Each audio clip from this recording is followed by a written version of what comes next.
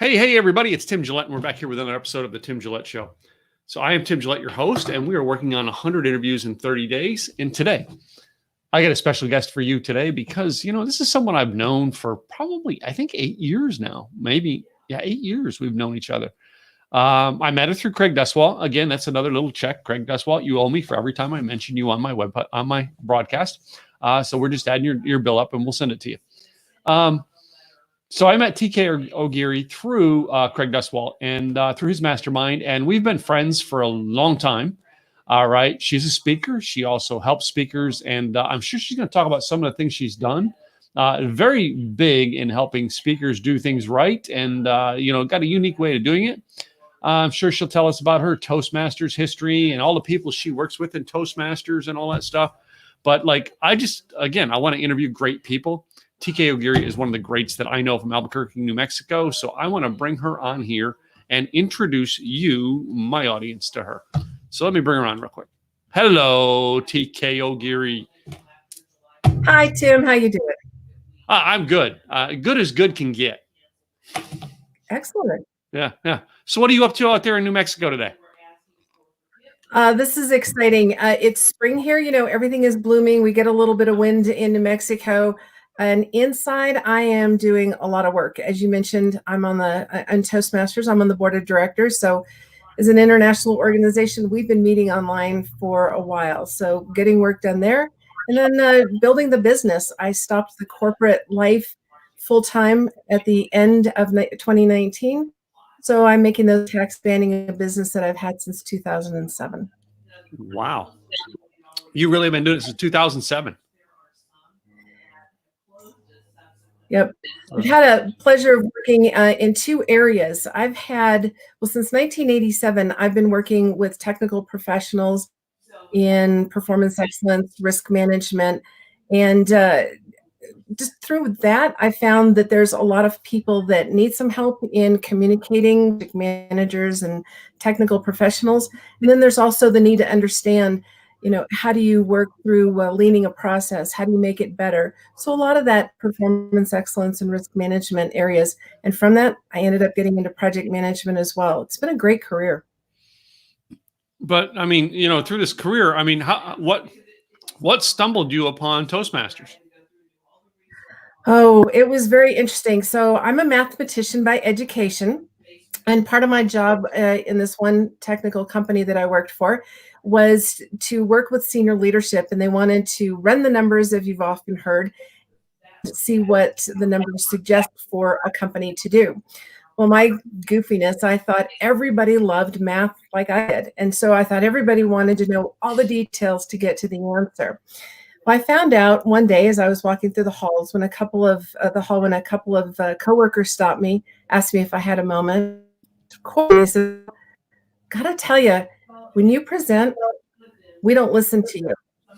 Well, being an analyst, I grabbed my pen. I always have something to do with it, and I said, "Silly, why not?" Because to me, this is data. And they said, it takes too long.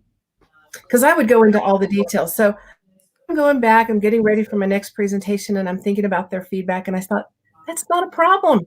I can solve this. My solution, talk faster. Math faster is worse. And it was not good. So fortunately, there was a woman that I worked with. She's a technical writer. She led the technical writing team, and she tricked me into going to the company Toastmaster meeting. I walked in, she had bribed me with homemade bread and vegetables from the garden, made lunch, brownies with nuts, my favorite. We walked into the room and I see a banner, timing lights, and I said, I know what this is. And she said, you need this sound. And so I did. And by the end of the meeting, I realized she was right. Mm-hmm. And I learned how to pull back on the math, more information with less detail, and then learn how to read the audience a little bit better. Mm-hmm. So that was a real big turning point for me. Oh, wow. I've been to Toastmasters meetings, but I've never gone through Toastmasters. And I know some people who hear my ums and ahs get that, but most people are like, but you have no problem jumping in front of a group of people. I have had clients that I have to put through Toastmasters because they can't jump in front of people like I can. Oh, you are a natural. And one thing I do want to point out, a lot of people do think that Toastmasters is the and ah or counter group, and you have to be perfect with nothing. And that's not the case.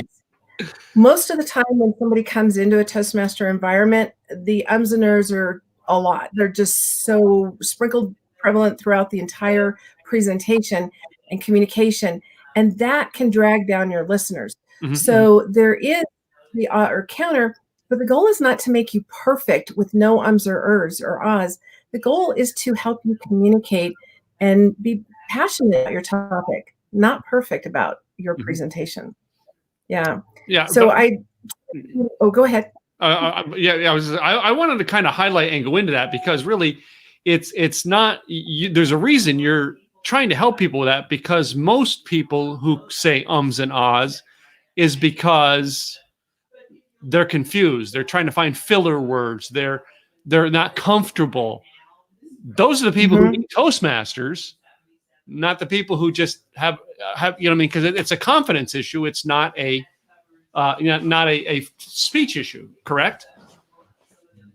For me, it was a confidence issue, and for many others, it's not. So let's go into the confidence for a moment. So yeah, for me, I grew up a little out of sync with people. My parents put me into school early, so I was younger, and I was developing at a different place than my classmates. So I wasn't in the group settings that a lot of children have the opportunity to get into. And as we continue to grow up, thinking, oh my gosh, I'm just not fitting in. At first, I didn't know how to phrase that, but that's what I was thinking. So I thought, oh, I just got to try harder to be accepted or part of the group. So I just hunkered down and worked my butt off. And it was, like I said, it continued on the confidence issue. I would try hard. I would, talk to people. And I just ended up getting buried into the math and everything, because you can find answers there. When you've reached the right solution. In a group of people, it's like, well, let's see, how did that go? There's no formula to say, yeah, you're this close to the answer, that far away. So it was a little bit challenging. And when I was talking about math in this workplace, that was comforting. If I was talking about anything else, it was very challenging, and I had ums and ers and ahs. So for me, it became a good place for me to gain confidence. Now, there's a lot of people. We're in 143 countries and 358,000 members around the world. There are many people who are like me, who stay in Toastmasters because it's the gym. It's like going to the gym for your communication and leadership muscle. This is fantastic for that. And I've been in it, like I said, since 1987. We have some people that do join in their 40s, 50s when they retire. It's a place to try out material if you're a speaker, a leader, a presenter. So it's a great way to see things work and get some great feedback from people who really want to help you succeed. And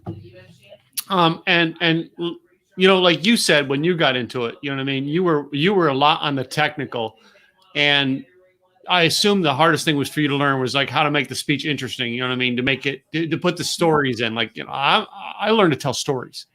So was that the hardest thing you had to learn, was putting stories into it? And were you scared to tell some stories? You hit on one of the real big factors. I do presentations to help people. And one of the areas I talk to them about is their content. And usually the first time, whether I'm coaching a TED speaker or I'm working with a physician or a technical professional, I get a wonderful article. It's like they're reading an article. And I was the same way. It's like, wow, that'd make a great article, but I didn't come to watch you sort of read something to me.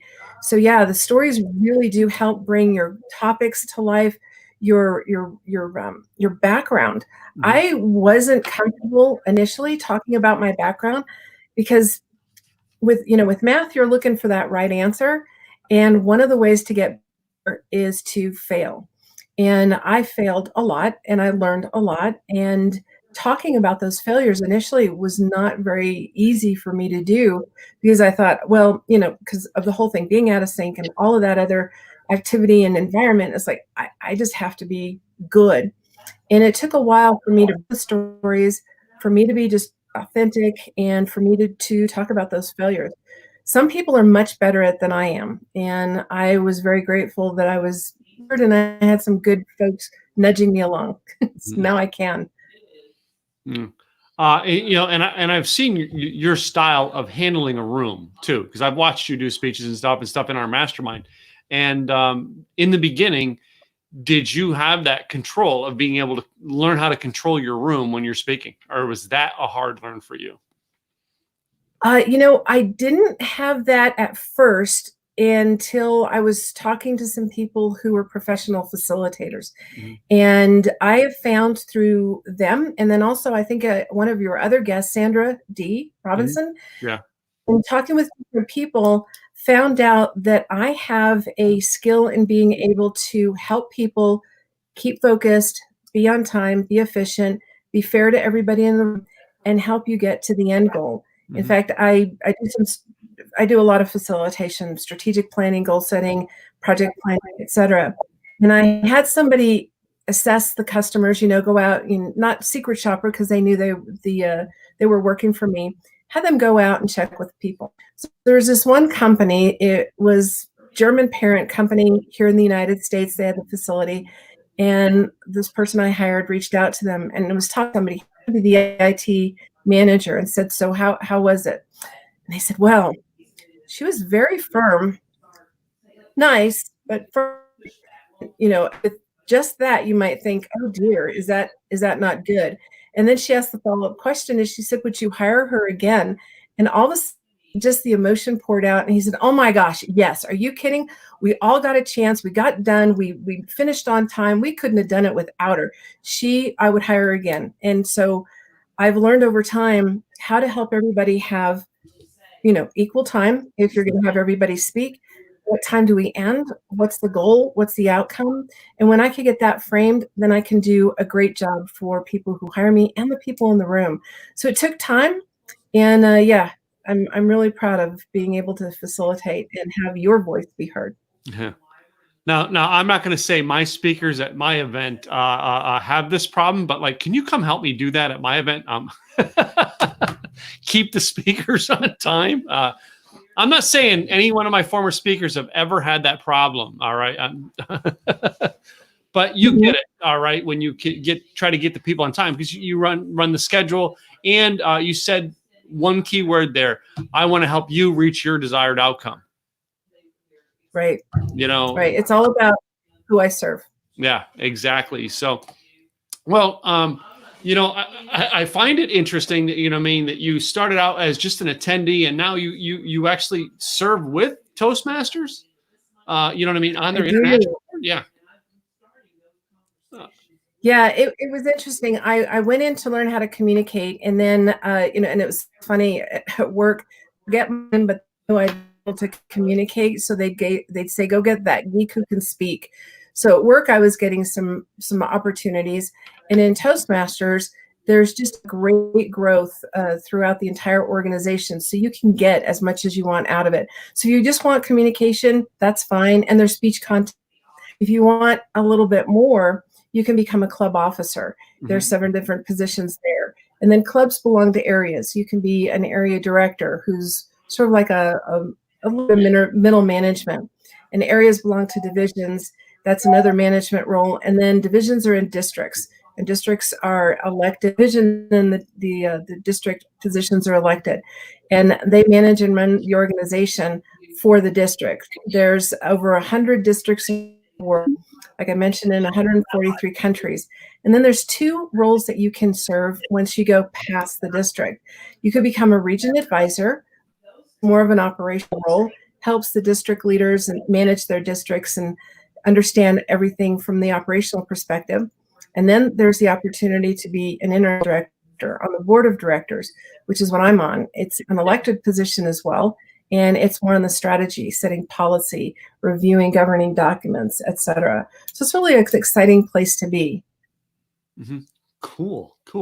Um, and you know what I mean, through your roles and through the ways that you've grown up to work in that, is that the background that you had in being that numbers person, which made you very, very efficient at doing this?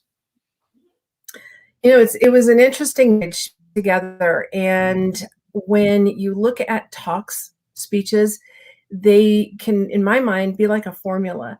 So starting with something, having your points, having supporting information, having supporting stories, details, and then coming to the end. Is it a call to action, training, etc.? And I found out I was good at training with the math background and the Toastmasters.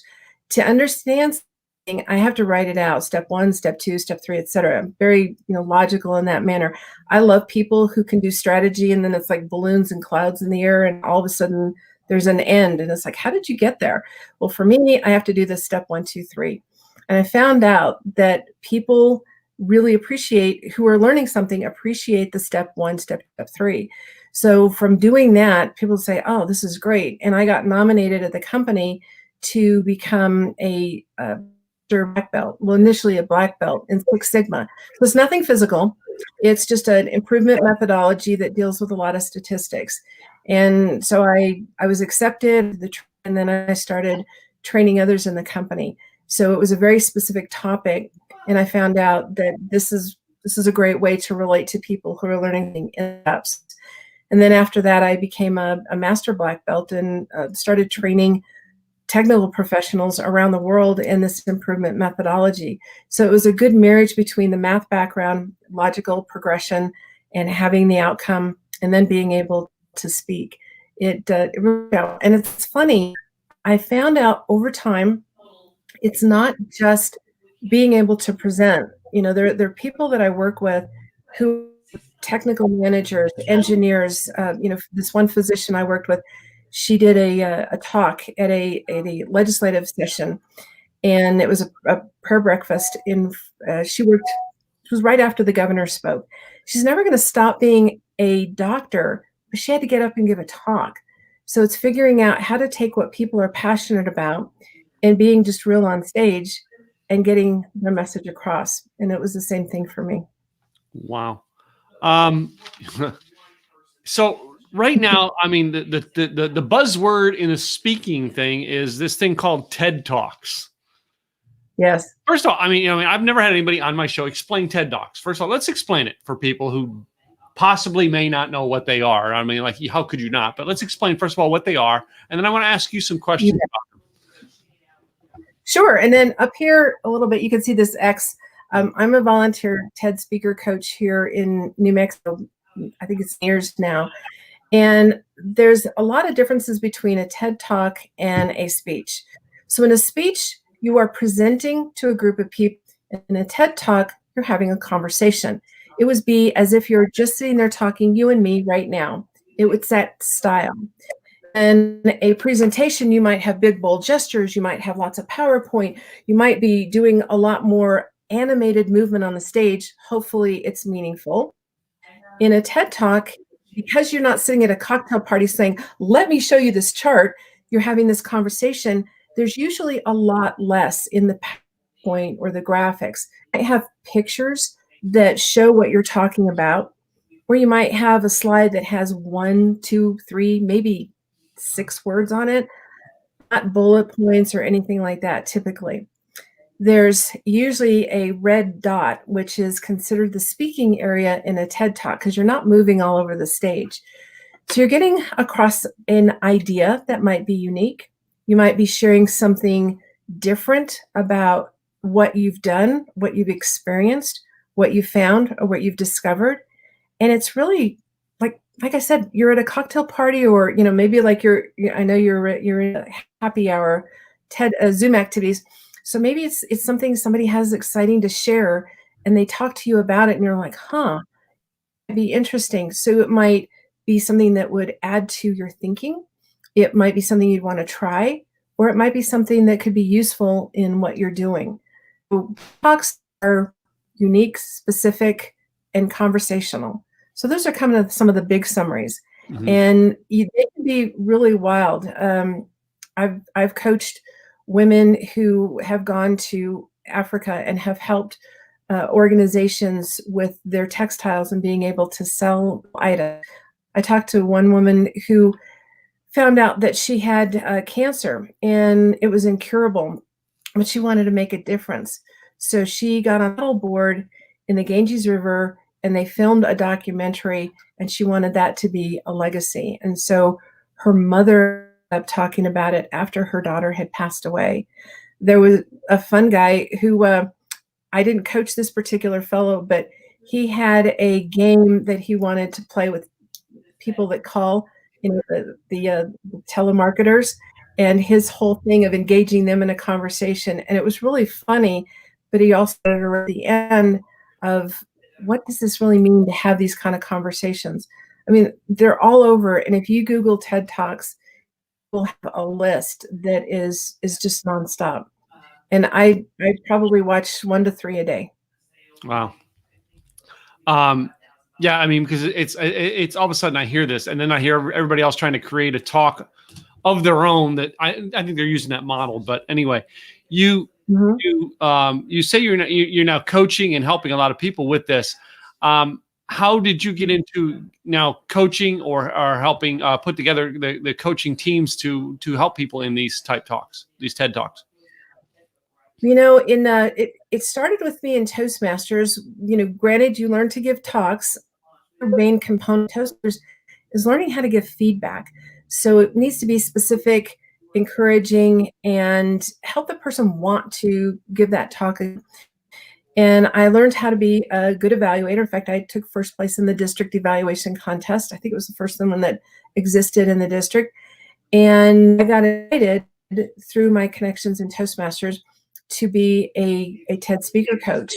And then it just, kept getting invited, and people started asking me, do you do this outside of TED? And, that's a volunteer give back activity. And I had been already working with people in, coworkers who might have a technical presentation to give, and they'd say, hey, go talk to TK. She can help you because you need some help. And we've heard a lot of the monotone presentations in that area. So it was just through that exposure and practice and experience. And I found out that people really liked how much I cared about them getting their point across, them being understood. And they might have a controversial topic. There might be something unique and different about them that they might have had some bullying about. Maybe there's a chip on the shoulder. Being able to help them work through and get that message across so that it could be understood. You may not convince everyone, but you want people to hear you. Mm-hmm. So that's how that all took place. And then I just kept getting asked to be a coach for folks. I ended up getting, I'm a world-class certified speaking coach now. And I do work with people in a variety of mostly technical or experts, technical professions or experts. So when I was a risk manager in one company, I came in and I was a risk manager for the enterprise. And if you own a risk, you manage that risk and you have stakeholders and you have to give briefings to the executive team. Well, the executive meetings were running 3 hours long, and it was horrible. And you just can't think after that. So I came in, found the biggest challenges was people didn't know how to talk about their project status to the stakeholders and give an update on what's going on, what they needed. Sometimes you brief an executive and you don't tell them what they need, they're going to be figuring out how to be helpful, which may not be how you want them to be helpful. So I started working with people in those areas. And so that's why I just love working in the technical profession and helping people. And I find out it works with almost every profession, but helping people get that point across succinctly and with good status. And here's what I need from you. Mm-hmm. So it's like, you're still that numbers girl that you were way back when.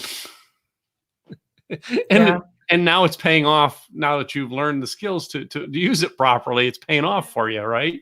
It is. It is. Finally. So I mean, you brought up a neat thing, and I actually jotted this down. The word it's a conversation. You said that so many times. All right. Speaking is a conversation. You know what I mean? You agree. It's just,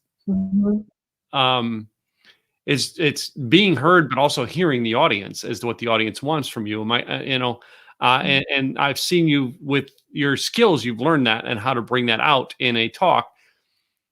How many people now have you worked with that that was to say that they have to understand, like, you know what I mean, the basics that, you know what I mean, you got now. And like, there's that person that's maybe 20 years behind you that you really want to go, well, you get this. You have any of those? I'm just curious. I do. Yeah. In fact, as you were talking through that, I started thinking about the individuals groups that I've worked with.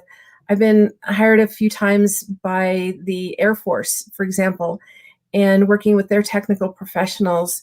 And we did, they wanted to learn, and we said, would you like to learn TED style talks? And they loved that idea. So we actually did that, and we filmed them at the end. And so turning them around, let's see, I probably worked with, well, several hundred in the Air Force, several hundred in TED Talks.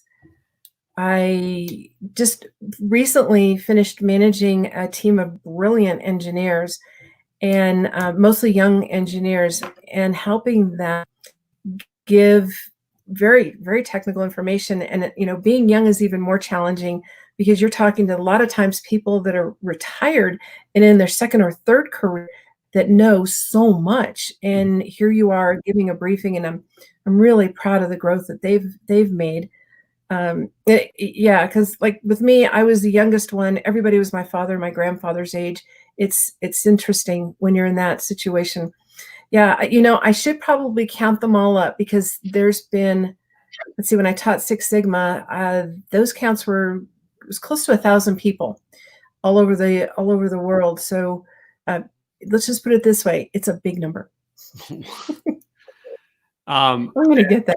Yeah. Well, let me ask you this. All right. You know, I mean, in your speaking, all right, do you have anyone in the speaking world that you like look up to now and you're like, man, I wish I could get that good?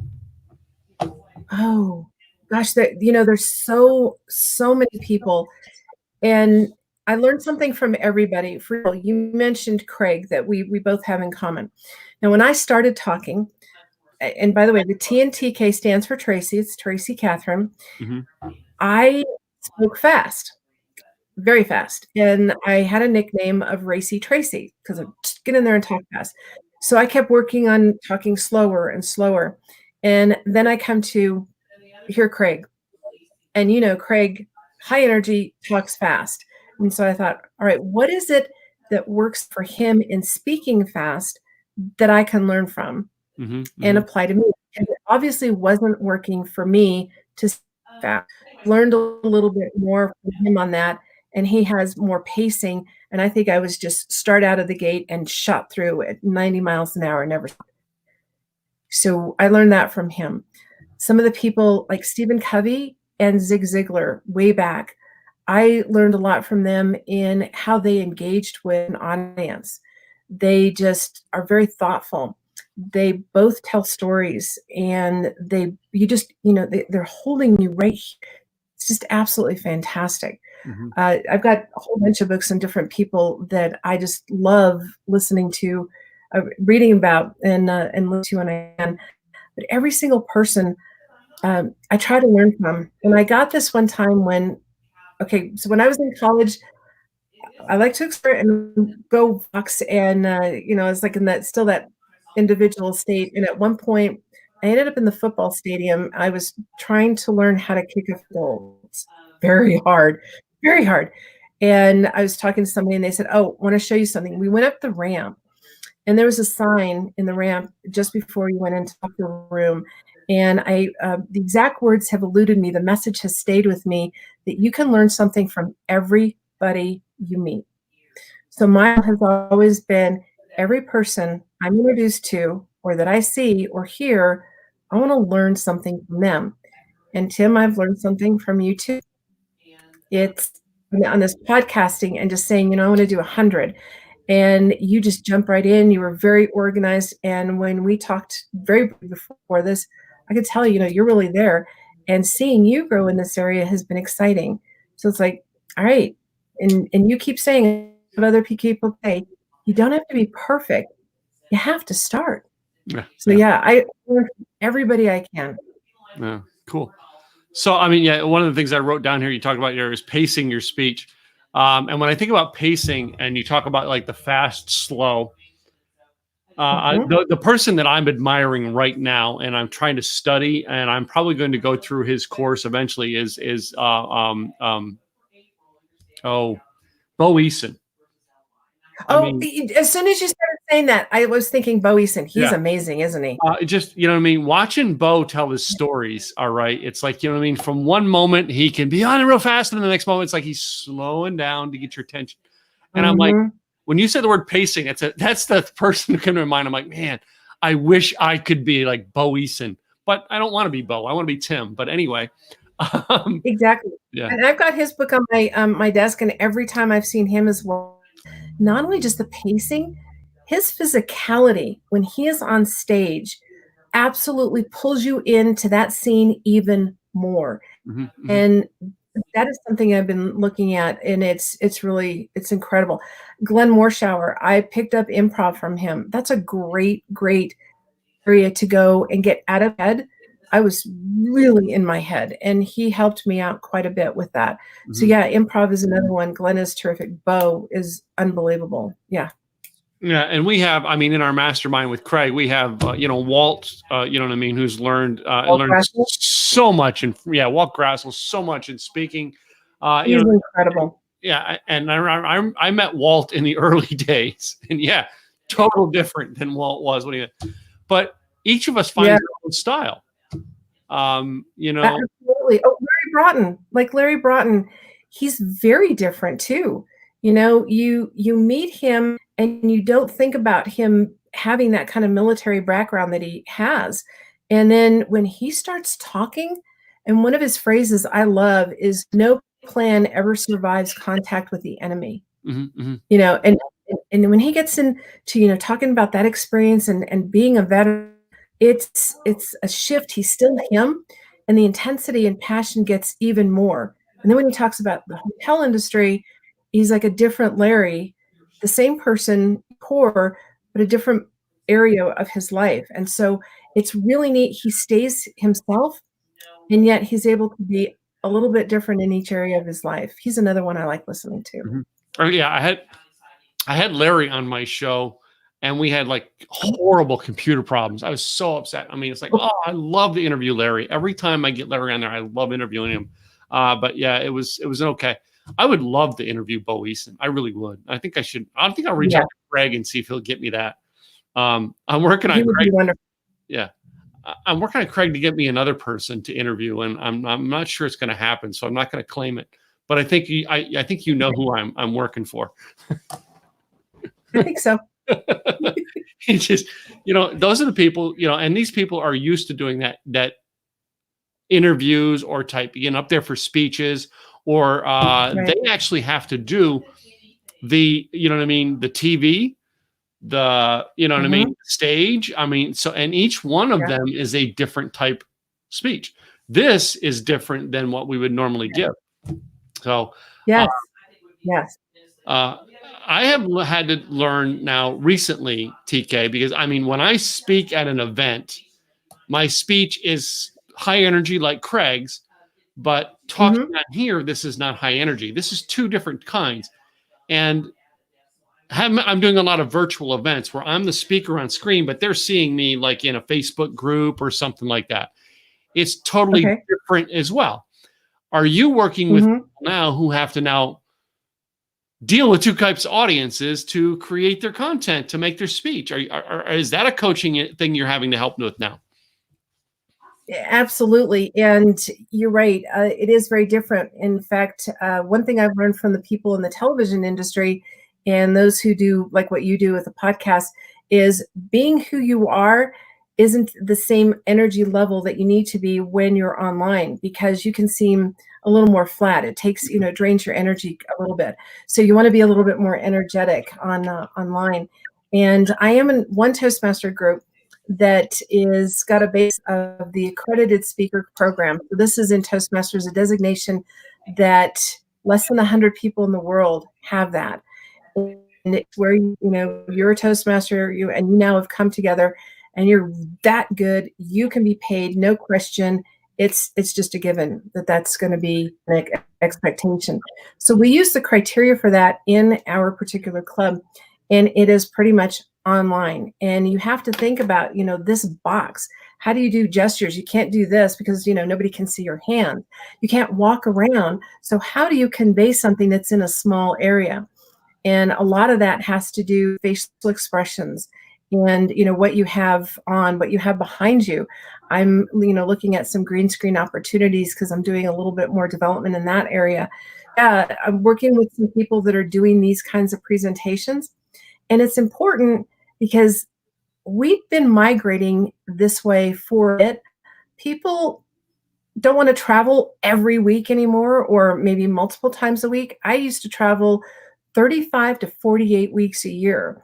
And, that's a lot of time away from home.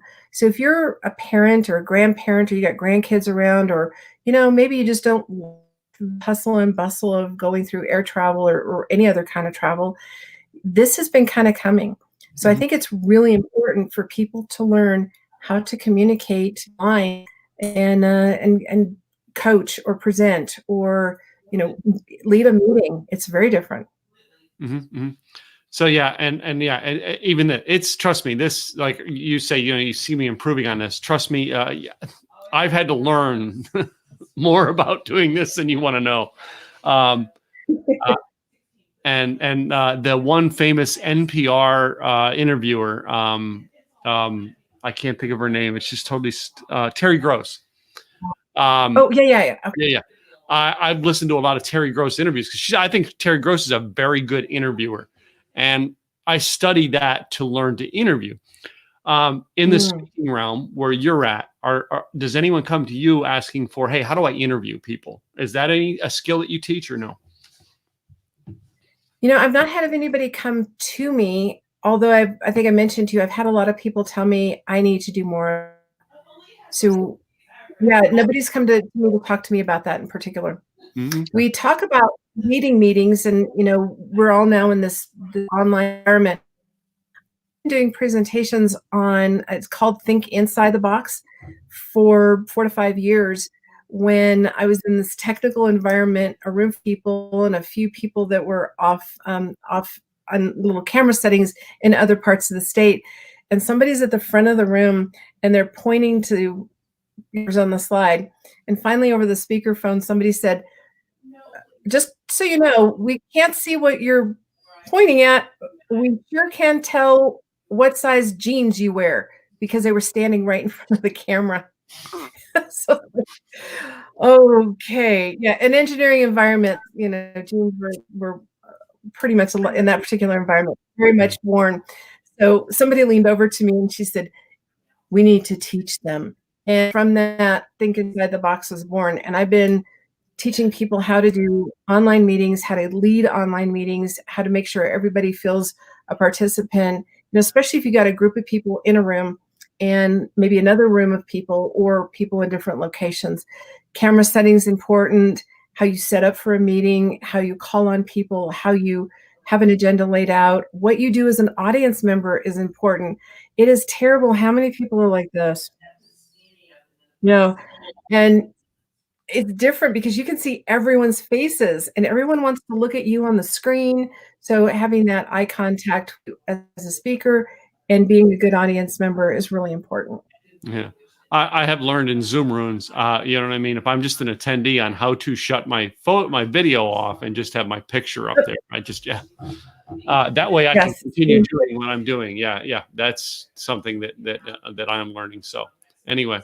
Turn off your mic. Yeah, turn off your mic if you're not talking. Yeah.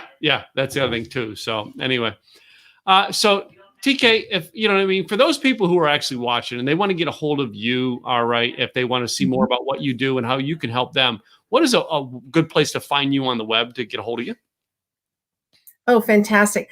I have a website. It's designed for the Toastmaster audience. It has a lot of information about me and the talks that I give, and it's DTM for Distinguished Toastmaster, DTM TKO, Tracy Catherine O'Gary. So it's DTM TKO. And as the personal business that like I said, I've been working on since 2007, I never needed a website because I was always word of mouth and as busy as I be, and now it's time to grow in that area. So dtmtko.com will get to you on the website, and you can always reach out to me at TKO Geary, so TKOGEARY @gmail.com.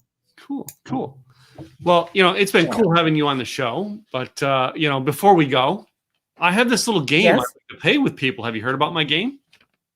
I like games. I think. Wait. I make up these little games to end my show called This or That. I learned this from Sammy Hagar. I think I'm cooler than Sammy, so I figured I could pull it off. Okay. Anyway, I put about 8 or 9 questions here. They're this or that. I give you 2 choices. You pick which one matters to you. Okay. I'm ready. Right. Let's go. Number 1, I like to ask everybody, Star Wars or Star Trek? Oh, growing up, I watched Star Trek, and somewhere in college, I moved to Star Wars. So yeah, it's Star Wars now. Yeah, and it's funny because in the interview space, a lot of podcasters have that geeky side, so I have to put that question in there. Yeah, but I do. I think my favorite show on Star Trek, it was titled "The Trouble with Tribbles," and I was a Star Trek watcher when I was young, and Star Wars now. Yeah. Okay. Well, how about this? All right, this can be a dividing thing for some people. You know what I mean? Pineapple on pizza, yes or no? That's another thing. When I was younger, I did, but just the thought now makes my tongue and mouth want to make strange. Nah. All right. Would you rather read a book or listen to a podcast? I love books. I absolutely adore books. And as a child, I was reading everything, and if there was nothing around, I was reading the cereal box at breakfast. So I'm a huge book lover. I am becoming a podcast addict. So I don't know that I'll ever get rid of the books. I am enjoying podcasts quite a bit. So I'm not tough one. So right now, I'm still booked in right now. Okay. How about this? I know you live in New Mexico, so I mean, this one could be a choice thing on whether you want to eat taco or hamburger. Oh, it depends on who's making the taco. I would probably go with taco. Well, when I was in the car wash industry, we used to have this guy that came to the car wash who made tacos out of his trunk of his car, and they were the best tacos I've ever had. And I'm pretty sure that the health department was on him with his certificate and all too. Yeah. You can get some amazingly wonderful tacos. Yeah, there's a place in Santa Fe. If you ever come, let me tell you, I'll tell you about them. Very creative. And then you're just everyday taco. There's so many places in New Mexico. Great. And we have great tamales too. Yeah. How about you're going to the movies? Are you going to get you a thing of popcorn or a candy? Popcorn. Butter onto it, or are you plain? Oh yeah, greasy fingers. Yeah, I like the chemical butter flavor. Yeah. How about going to the bar? Are you gonna have a glass of wine or a bottle of beer?